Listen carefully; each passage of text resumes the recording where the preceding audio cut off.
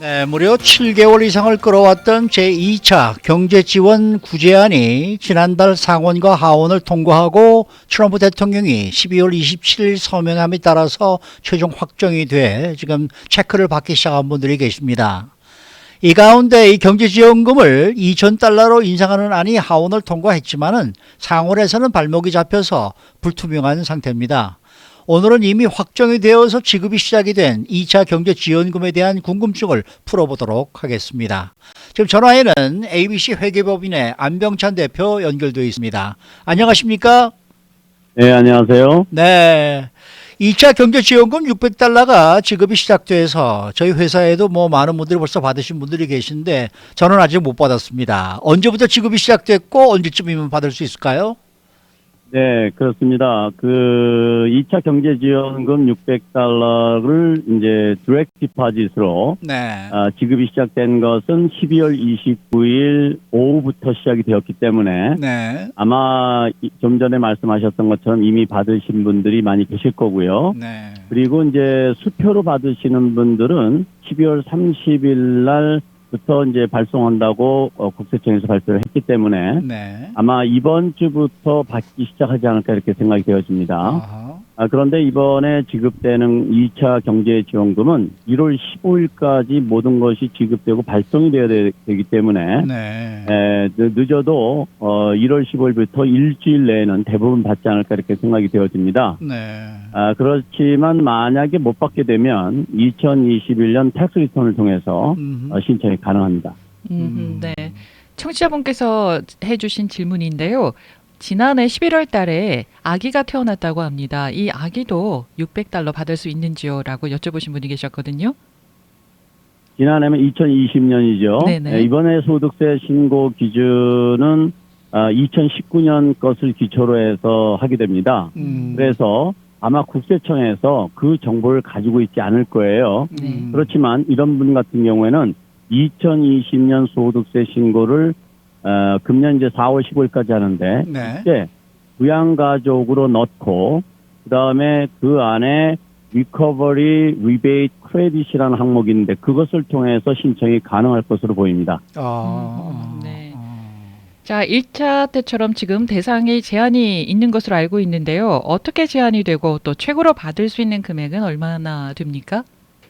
네, 그렇습니다. 1차 때도 소득에 제한을 두고서 지급을 했었는데요. 이번에도 역시 소득에 제한이 있습니다.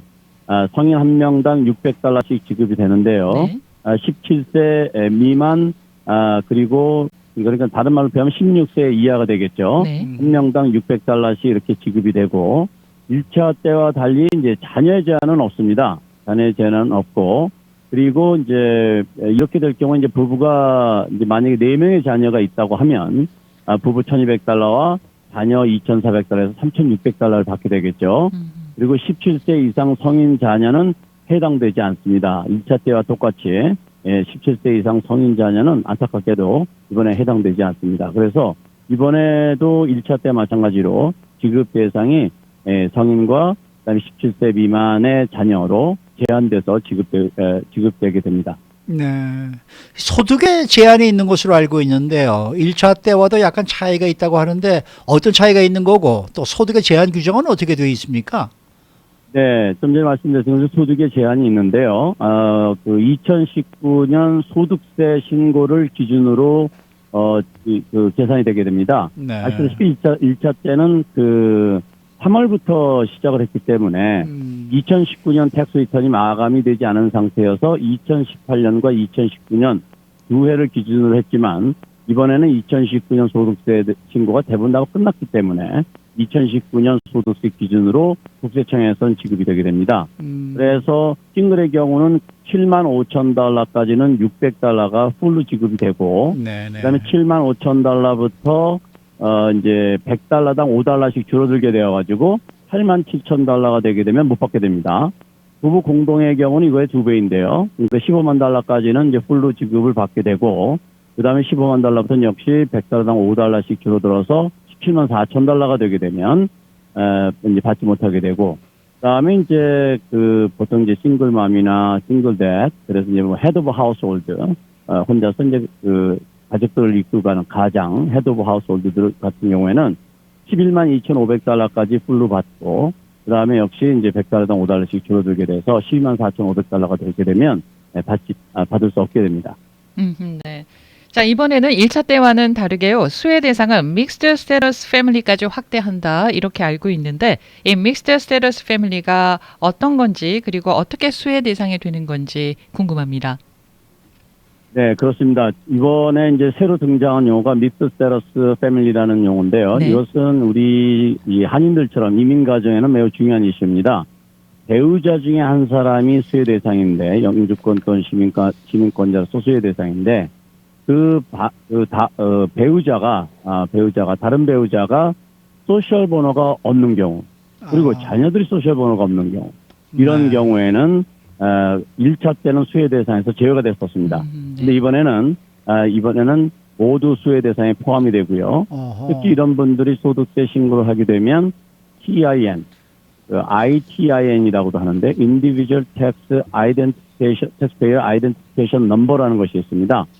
이것이 소셜 스피치 넘버처럼 똑같은 숫자의 번호를 국세청으로부터 부여받게 되는데 이 번호를 이용해서 소득세 신고한 그 모든 사람들도 다 포함이 됩니다.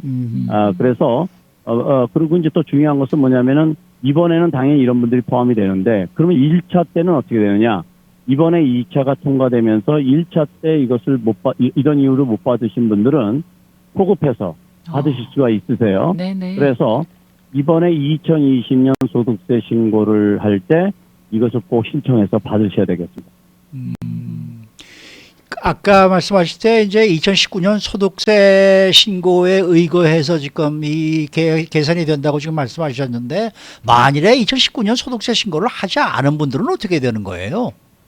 네, 그럴 수도 있죠. 네, 그런 분들 같은 경우는 이제 지금이라도 일단 신고를 하시는 것이 좋겠지만, 아시다시피 이 금액은 1월 15일까지 모두 지급이 이루어져야 되니까, 사실 지금 신고를 하게 되면 국세청에서 1월 15일까지 그 납세자의 정보를 업데이트하기는 좀 어렵겠죠. 그래서 이분 같은 경우는 일단 2019년 소득세 신고를 하고, 그 다음에 2021년 소득세 신고를 할 때, 네. 좀 전에 말씀드렸던 것처럼 리커버리 리베이트 크레딧이라는 것을 통해서 그 환불을 신청하는 방법으로 받는 방법이 있다고 생각이 됩니다. 네. 자, 소셜연금 또 웰페어 받으시는 분들이 1차 때는 적지 않은 혼선이 있었는데요. 이번에도 수혜 대상으로 알고 있습니다. 어떤 절차가 필요한가요?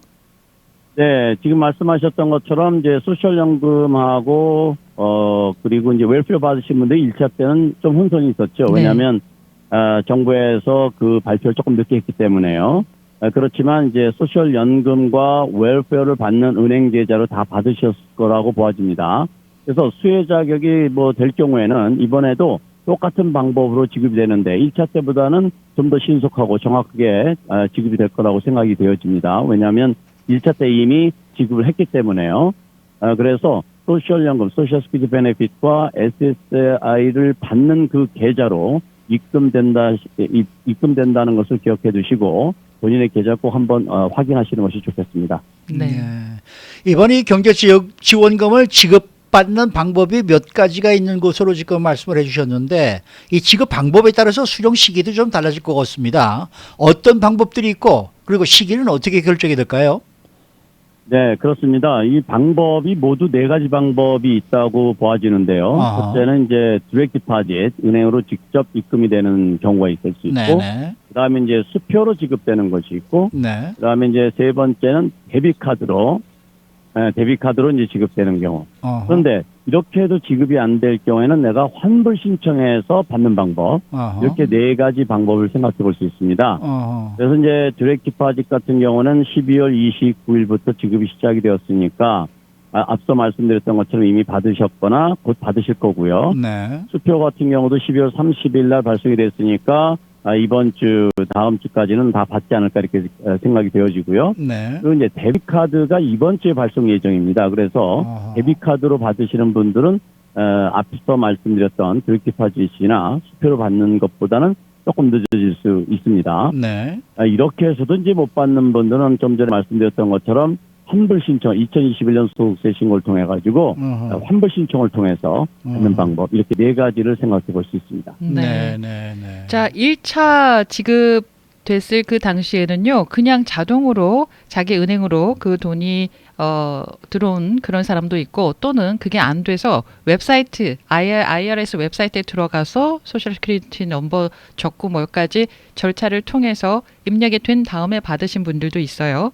그리고 또 소득이 작아서 소득세 신고 자체를 하지 않은 사람들도 있고요. 이런 경우에 하나 각각 어떻게 되는지 좀 말씀 좀 해주시겠어요?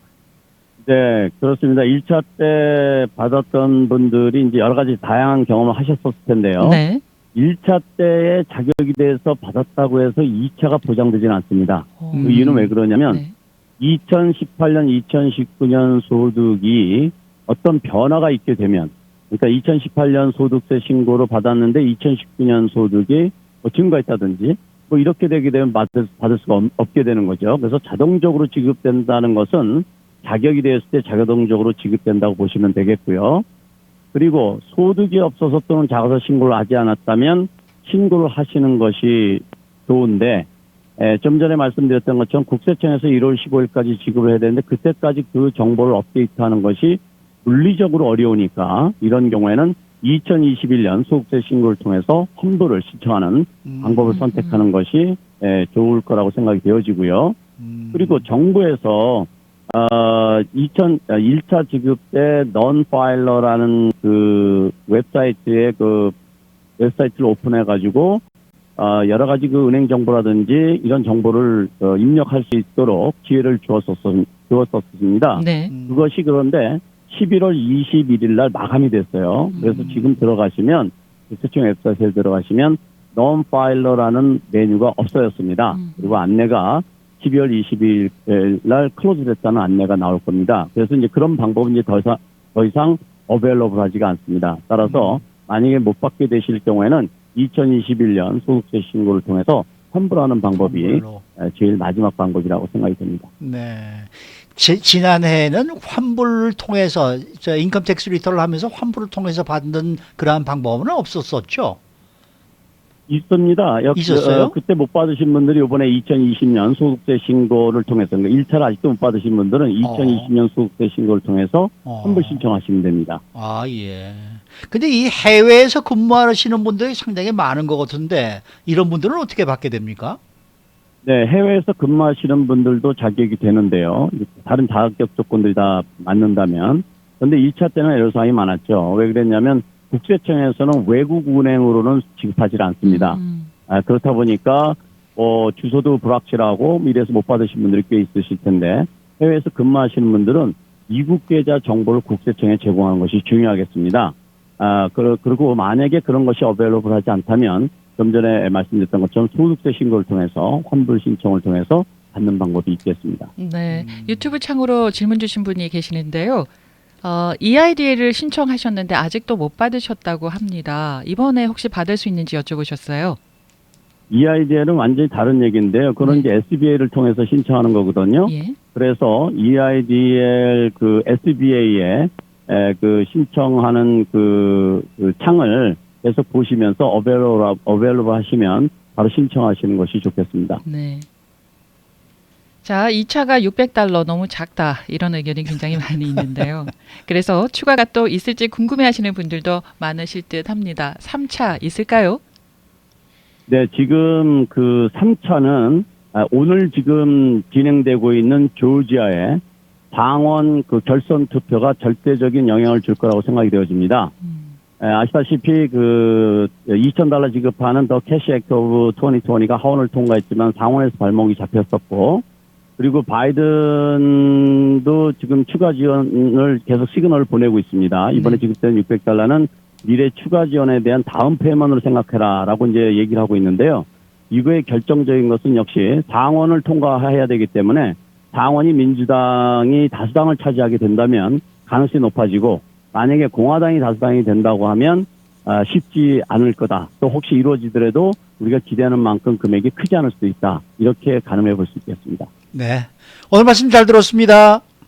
네, 감사합니다. 네. 지금까지 ABC 회계법인의 안병찬 대표와 함께했습니다.